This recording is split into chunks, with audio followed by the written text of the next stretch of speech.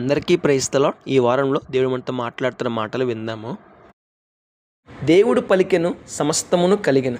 గమనించాలి, పరిశుద్ధ గ్రంథమైన బైబిల్ గ్రంథంలోని ఆదికాండము 1వ అధ్యాయము 1 నుంచి 31 వచనాల్లో మనం గమనించినట్లయితే దేవుడు తన నోటి మాట చేత సమస్త సృష్టిని సృష్టించారు. దేవుని మాట చేత ఉనికిలో లేని భూమి, ఉనికిలో లేని ఆకాశం, ఉనికిలో లేని సమస్త సృష్టి ఎంతో సుందరంగా, ఎంతో గొప్పగా, ఎంతో అందమైనదిగా, ఎంతో శ్రేష్టమైనదిగా ఉనికిలోనికి వచ్చింది. దేవుని యొక్క సృష్టిలో చెట్లున్నాయి, జీవరాశులున్నాయి, చేపలున్నాయి, సముద్రాలున్నాయి, నదులున్నాయి, ఇలా ఎన్నో ఉన్నాయండి. ఎంతో గొప్ప సృష్టిని దేవుడు ఉనికిలోనికి తెచ్చాడు. దేవుని యొక్క మాటలో శక్తి ఉన్నది, దేవుని యొక్క మాటలో జీవం ఉన్నది, దేవుని యొక్క మాటలో జ్ఞానం ఉన్నదండి. దేవునికి అసాధ్యమైనది ఏది లేదు, ఉండదు, ఉండబోదు. ఒకసారి ఆలోచన చేద్దాం. పరిశుద్ధ గ్రంథమైన బైబిల్ గ్రంథంలోని ఆదికాండము 1వ అధ్యాయాన్ని చదువుదాం. దేవుని యొక్క శక్తిని, దేవుని యొక్క జీవమును, దేవుని యొక్క జ్ఞానాన్ని గురించి తెలుసుకుందాం. గమనించాలి, సమస్యలలో దేవునిపై ఆధారపడినట్లయితే దేవుడు తప్పక మనకు సహాయం చేస్తాడు. తన వాక్కును పంపుట చేత దేవుడు మన ప్రతి పరిస్థితిని మార్చేస్తాడు. మరి మనలో ఎంతమంది మీ దేవుని శక్తిని గుర్తించాం? మనలో ఎంతమంది మీ దేవునిపై ఆధారపడుతున్నాం? ఒకసారి ఆలోచించేద్దాం. May God bless you. చక్కగా అమర్చబడను. గమనించాలి, దేవుడు సమస్త సృష్టిని సృష్టించి క్రమ పద్ధతిలో చక్కగా అమర్చాడండి. భూమి ఎలా ఉండాలి, ఆకాశం ఎలా ఉండాలి, చెట్లు ఎక్కడ ఉండాలి, సముద్రాలు ఎక్కడ ఉండాలి, జంతువులు ఎక్కడ ఉండాలి, సకల జీవరాశులు ఎక్కడ ఏ విధంగా జీవించాలి, ఇటంతటి విషయమై దేవుడు ఒక ఆలోచన చేసి ఆలోచన ప్రకారంగా చక్కగా అమర్చాడు. చక్కగా దేవుడు సృష్టించాడండి. సమస్త సృష్టిని దేవుడు గొప్ప జ్ఞానము చేత సృష్టించారు, నడిపిస్తూ ఉన్నారు. ఒకసారి ఆలోచన చేద్దాం. సమస్త సృష్టిని మనం గమనించినప్పుడు మనకు అర్థమవుతున్న విషయం ఏంటంటే దేవుడు సమస్తమును చక్కగా అమర్చారు, ఒక క్రమ పద్ధతిలో అమర్చారు, తన జ్ఞానము చేత సమస్త సృష్టిని చేశారు. ఇలా ఎవ్వరూ చేయలేరండి, ఇది దేవునికి మాత్రమే సాధ్యం. దేవుడు ఏది చేసినా సరే అది క్రమ పద్ధతిలోనే చేస్తారండి. మన జీవితంలో కూడా ఒక కార్యం జరిగిందనంటే అందుకు కారణం ఉంటుంది. కారణం లేకుండా దేవుడు ఏమీ చేయరండి. దేవునికి తెలుసు ఎప్పుడు ఏం చేయాలో, ఏ విధంగా చేయాలో. కాబట్టి మన జీవితంలో ఎదురవుతున్న పరిస్థితులను బట్టి మనం దేవుని దూషించకూడదు. దేవుని యొక్క ఉద్దేశాన్ని గుర్తించి ఆ ప్రకారంగా ముందుకు కొనసాగాలి. అప్పుడు శ్రేష్టమైన ఆశీర్వాదాన్ని పొందుకుంటాం. ఒకసారి ఆలోచన చేద్దాం. బహుమతిగా ఇవ్వబడను. గమనించాలి, సమస్త సృష్టిని దేవుడు ఎంతో సుందరంగా, అందంగా, శ్రేష్టమైనదిగా సృష్టించి మానవునికి బహుమతిగా ఇచ్చాడు. ఏంటిది? సమస్త సృష్టిని దేవుడు ఎంతో చక్కగా, సుందరంగా, శ్రేష్టమైనదిగా సృష్టించి మానవునికి బహుమతిగా ఇచ్చారండి. ఎంత ఆశ్చర్యము, ఎంత గొప్ప దీవెన, ఎంత గొప్ప బహుమతి. ఒకసారి ఆలోచన చేద్దాం. పరిమాణంలో మానవుని కన్నా సృష్టి ఎంతో గొప్పది. అయితే మానవుణ్ణి దేవుడు ప్రేమించి సమస్త సృష్టి పైన ఒక అధికారిగా చేశాడు. సమస్త సృష్టి పైన అధికారాన్ని ఇచ్చాడు. సమస్త సృష్టిని బహుమతిగా ఇచ్చాడండి. దేవుడు మానవుణ్ణి ఎంతలా ప్రేమిస్తున్నారో కదా, ఒకసారి ఆలోచన చేద్దాము. దేవుని మనస్సులో మానవునికి ఎప్పుడు గొప్ప స్థానమే ఉంటుందండి. మానవుడే గుర్తించడం లేదు, మానవుడే కనుగొనడం లేదు, మానవుడే దేవుని మనస్సును అర్థం చేసుకోవటం లేదు. ఒకసారి ఆలోచన చేద్దాము.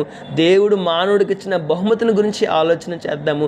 దేవుడు మానవుని ఎంతలా ప్రేమిస్తున్నాడో ఆ విషయాన్ని ఆలోచన చేద్దాము, గుర్తిద్దాము, గ్రహిద్దాము, దేవుడిని పొగుడదాము, దేవునికి ప్రార్థన చేద్దాము, దేవుని సహాయాన్ని పొందుకుందాం. May God bless you. దేవుని యొక్క స్వరూపంలో సృష్టించబడిన పరిశుద్ధ గ్రంథమైన బైబిల్ గ్రంథంలోని ఆదికాండము 1వ అధ్యాయము 27వ వచనం. గమనించాలి, దేవుడు సమస్త సృష్టిని తన నోటి మాట చేత సృష్టిస్తే మానవుణ్ణి మాత్రం తన స్వరూపంలో, తన పోలిక చొప్పున సృష్టించాడండి. ఇందుని బట్టి మనం అర్థం చేసుకోవచ్చు మానవుణ్ణి దేవుడు ఎంతలా ప్రేమిస్తున్నాడు, మానవుడికి దేవుడు ఎంతటి ప్రాధాన్యతనిచ్చాడో మనకు అర్థమవుతుంది.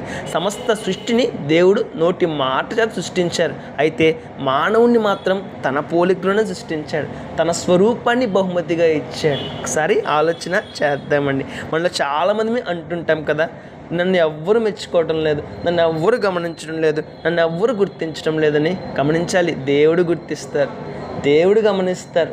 దేవుడు తన పోలికనే మనకి ఇచ్చాడండి. మనల్ని ఎలా మర్చిపోతాడు, మనల్ని ఎలా విడిచిపెడతాడు, మనల్ని ఎలా వదిలిపెట్టేస్తాడు? తన పోలిక, తన రూపంలో మనల్ని సృష్టించుకున్న దేవుడు మనల్ని ఎలా మర్చిపోతాడు? ఒకసారి ఆలోచన చేద్దాము. దేవుడు మానవుడికి ఎంతో గొప్ప ప్రాధాన్యతనిచ్చారు అని సత్యాన్ని గుర్తిద్దాము. దేవుని కీర్తిద్దాము, దేవుణ్ణి పొగుడుదాము, దేవుని ప్రేమిద్దాము. రేపటి శ్రేష్టమైన ఆశీర్వాదాన్ని పొందుకుందాం. May God bless you. గమనించాలి, దేవుని యొక్క దృష్టిలో మానవుని యొక్క విలువ ఎంతో తెలుసా? పరిశుద్ధ గ్రంథమైన బైబిల్ గ్రంథంలోని ఆదికాండము 1వ అధ్యాయము 1 నుంచి 31 వచనాలు చదివితే మనకు అర్థమవుతుంది. ఏముంటుంది అక్కడ? దేవుడు దృష్టిలో మానవుని యొక్క విలువ ఎంతో శ్రేష్టమైనది, ఎంతో గొప్పది, ఎంతో ఘనమైనది. అవునండి, సమస్త సృష్టి కన్నా దేవుడు మానవుడిని ఎక్కువగా ప్రేమించాడు, మానవునికే ఎక్కువ విలువ ఇచ్చాడు, మానవునికి గొప్ప స్థాయిని అందించాడండి. మానవుడు దేవుని ద్వారా పొందిన విలువ, మానవుడు దేవుని ద్వారా పొందిన ప్రాధాన్యత, మానవుడు దేవుని ద్వారా పొందిన స్థాయి సృష్టికి కూడా లేదండి. అంత గొప్ప స్థాయి మానవుడు పొందుకున్నాడు. మానవుడిని దేవుడు సృష్టించిన విధానమే మనకు తెలియజేస్తుంది మానవునికి దేవుడిచ్చిన విలువ ఎంత గొప్పదో, ఎంత శ్రేష్టమైనదో. ఎందుకంటే సమస్త సృష్టిని దేవుడు నోటి మాట చేత సృష్టిస్తే మానవుని మాత్రం తన చేతులతో, తన పోలిక చొప్పున, తన యొక్క రూపంలో మానవుని సృష్టించుకున్నాడు.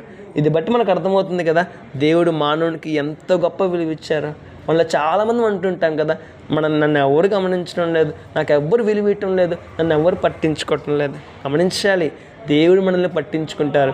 దేవుడు మనకు ఇప్పటికే ఎంతో విలువ ఇచ్చారు, మనమే గుర్తించడం లేదు.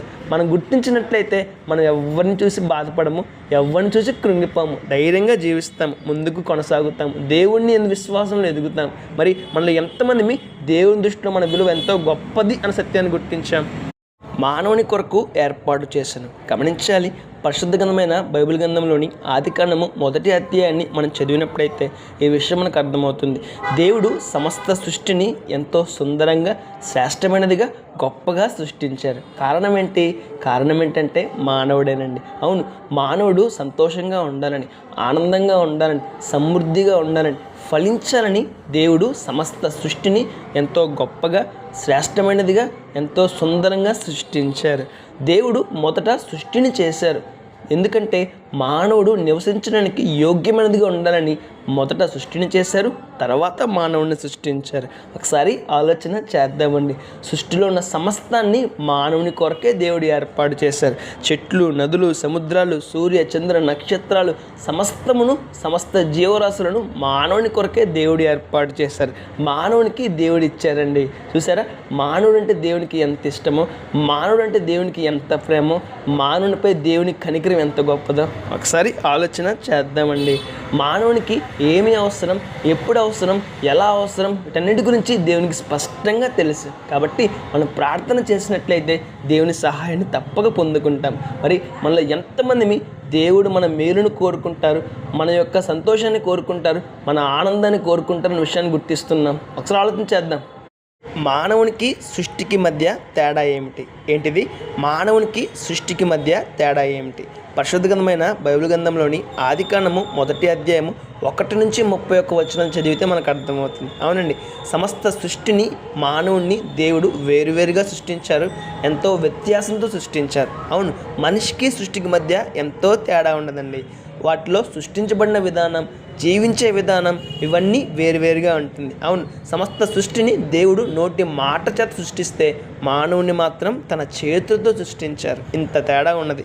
మనిషిని ప్రాణము, ఆత్మ, దేహంతో దేవుడు సృష్టించారు. అయితే సృష్టికి ఇవేమీ ఉండదు, జీవం మాత్రమే ఉంటుంది. మూడవది, మనిషిలో దేవుని రూపం ఉన్నది, దేవుని పోలిక ఉన్నది, దేవుని స్వరూపం ఉన్నది. అయితే సృష్టిలో ఇవేమీ లేవండి. అందుకే మానవుడు వేరు, సృష్టి వేరు. మానవుల్లో ఉన్న ఆ యొక్క సృష్టించబడిన విధానం వేరు, సృష్టించబడిన విధానం వేరు.